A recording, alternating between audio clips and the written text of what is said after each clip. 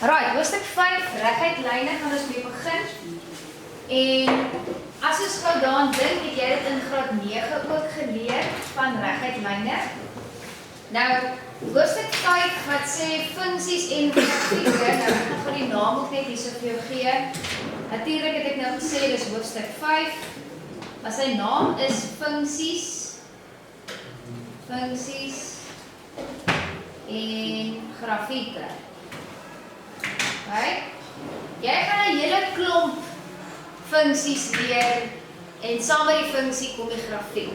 Okay, waar ons eerstens nommer 1 na gaan kyk die reguit lyn. Okay, lekker graad 9 werk. Nou, jy kan dit nou nie so helder sien hierso nie want dit is nog nie vir jou gehighlight nie. Maar hierdie ouetjie wat hierso staan, dit is die vergelyking vir die reguit lyn. Okay, so ek gaan nou hierso vir jou skryf, baie belangrik. Hierdie ding is die vergelyking. Right?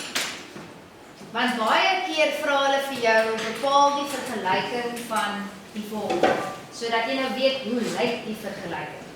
Maar nou daar's 'n klompie letters daar wat ons vir onsself gaan moet uitpleis en moet uitfigure wie's wie. So kom ek begin by die heel maklikste ene en dis M.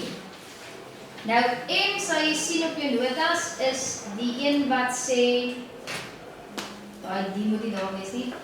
M is die helling, of die ander naam vir die woord helling, dis ons gradiënt. Okay, die gradiënt van die grafiek.